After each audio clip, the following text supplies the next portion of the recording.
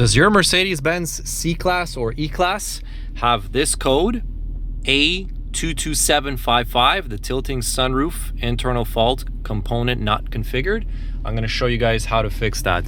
So usually your sunroof will open up all the way on its own without holding the button, but if you want to close it, instead of just pressing it down all the way and letting it close automatically, it will not want to close. It'll kind of start doing something like this,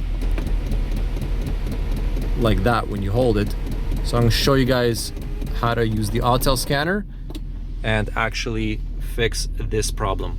So make sure you have one of the newer model scanners, preferably a Autel MaxiSys MS908S Pro or any of the newer models. You're going to scan your car. You're going to make sure your OBD2 is connected. Make sure you're in accessory mode. Once you're in accessory mode and you get into this code, in the actual scan tool, you're going to go to active test. Go to tilting sliding sunroof. I'm going to press continue. Okay, obviously this is going to allow you to move all of the sunroof applications if you need to do that. But what we actually need to do is we need to go to special function and we need to go into teach-in process. So we're going to do teach-in process of anti-pinch protection. You're going to press continue. Then you press continue again. And the sunroof is going to perform what it needs to do. It's going to open up all the way by itself. See, I'm not touching the button or anything like that. It is doing it by itself. It's opening and it's closing.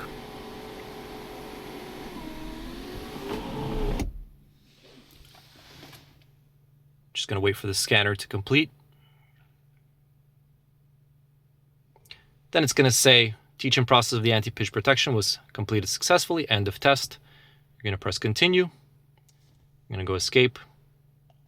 Escape. You're going to go into the trouble codes. You don't need that. And there, it's going to say no fault codes are detected. So we now don't have any of those fault codes. You can press erase codes again, just in case. But once we come out of the module, everything should work properly now. So I'm going to pull the sunroof to open up by itself, which it does open by itself. And now when I press this button, it should close automatically by itself. And there you go, it does. So that's how you do the teach-in process for the sunroof if you have that code. It's pretty straightforward. Thanks for watching.